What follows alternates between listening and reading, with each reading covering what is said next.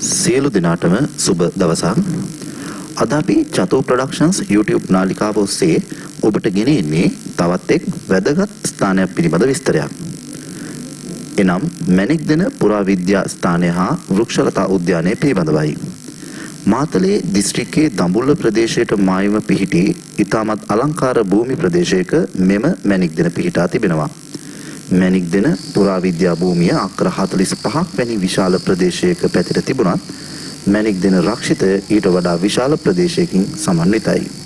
මෙම පුරාවිද්‍යා භූමියට ඇතුළත් වන විට මුලින්ම අපට හමුවන්නේ ක්‍රිස්තු වර්ෂ 8-9 වැනි සියවස් වලට අයිති පුවරු ලිපියක්. මෙම පුවරු ලිපියේ අන්තර්ගතය දෙස බලන විට එහි සඳහන්ව ඇත්තේ මෙම විහාරයට අතීතයේ සිදු කළ පුද පූජාවන් පිළිබඳවයි. එකල මෙම විහාරය බුද්ධගම විහාරය ලෙසද හඳුන්වා ඇති බව මෙම පුවරු ලිපියේ සඳහන් වෙනවා.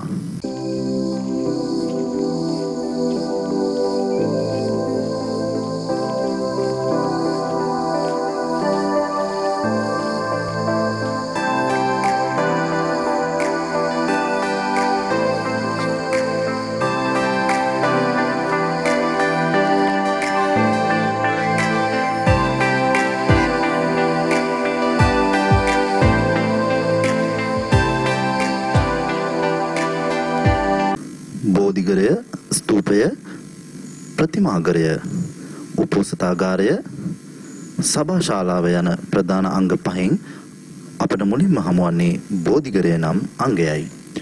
ඉතිරි වී ඇති නටඹුන් වලින් බෝ වෘක්ෂය වටා ඉදි වූ ගෘහය පිළිබඳ යම් අදහසක් අපට ලබා ගන්න පුළුවන්. ක්‍රිස්තු වර්ෂ 8-9 වැනි සියවස් වලට අයත් මෙම බෝධිගරය ශ්‍රී ලංකාවේ ප්‍රසිද්ධ බෝධිගරයක් වන නිල්ලක්කම බෝධිගරය හා සමකාලීනව ඉදි වූ බව සිතා ගන්න පුළුවන්.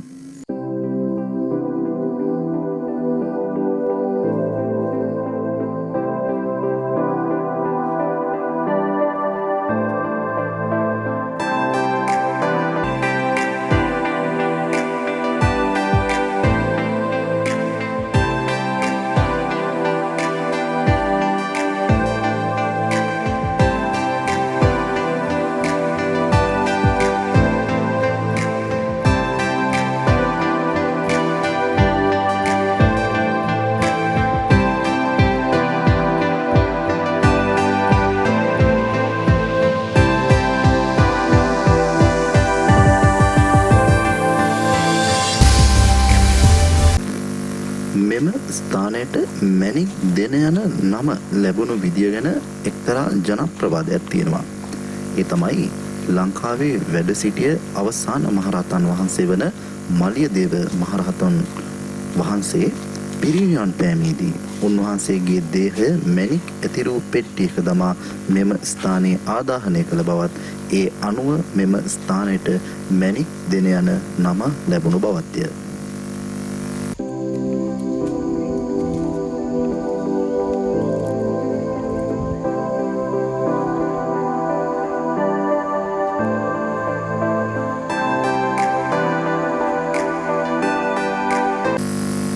මැණික් දෙන දක්නට ලැබෙන ස්තූපය එසේත් නැත්නම් දාගැබ කුමන හැඩයකින් ඉදි වූවද යන වග පැහැදිලිව කිව නොහැකි වුවද විශාල පිරිසකට වැලිමළුවේ හිඳ වන්දනාමාන කටයුතු සිදු කළ හැකි අයුරින් ඉදි කර ඇති බව දැක ගන්න පුළුවන්.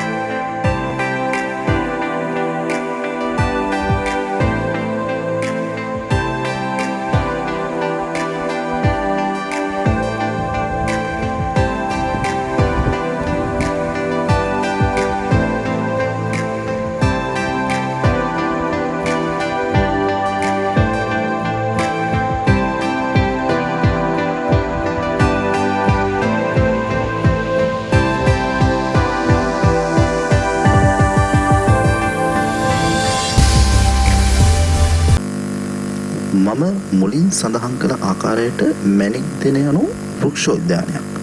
ඒ අනුව බෞද්ධ ආරාමයක අංග ලක්ෂණ වලට අමතරව හාත්පසම දෙකගත හැකිවන්නේ මනරම් වෘක්ෂලතාවන්. ඉතා වටිනා එමෙන්ම දුර්ලභ ගණයේ ගස් කොළන් රාශියක් මෙහි දැක ගන්න පුළුවන්. එමෙන්ම ජෛව විවිධත්වය ගත් කල විවිධ වර්ගයේ ජීවීන් කොට්ටාශ මෙහි නොඅඩුව දැක ගැනීමට පුළුවන්.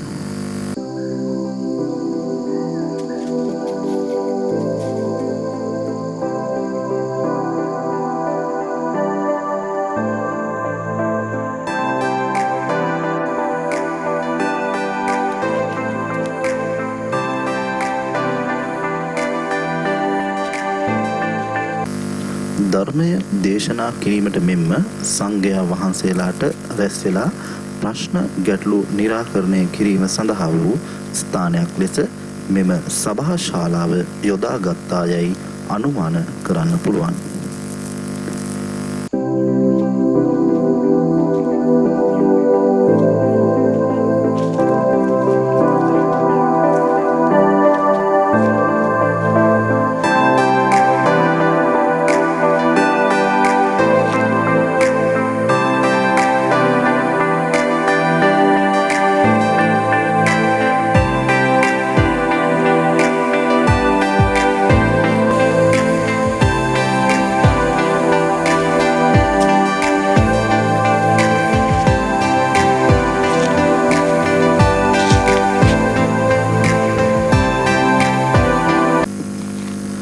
ඉන් අනතුරුව අප ඔබ රැගෙන යන්නේ ආරාමයක දැකිය හැකි තවත් විශේෂ අංගයක් වන ප්‍රතිමාගරය දෙසටයි.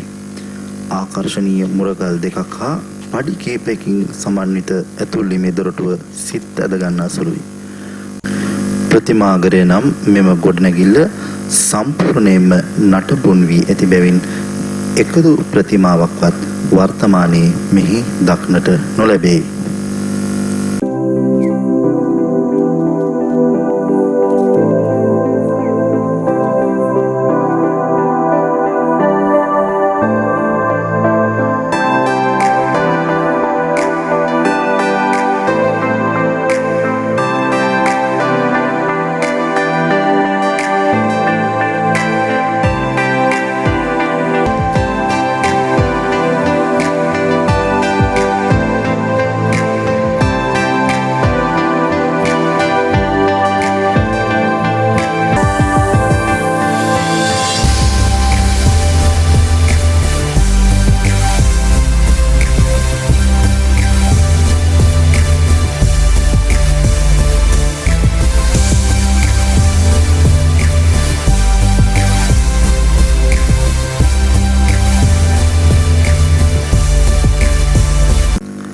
අවසාන වශයෙන් අපි ඔබව රැගෙන යන්නේ උපෝසථාගාරය දෙසටයි.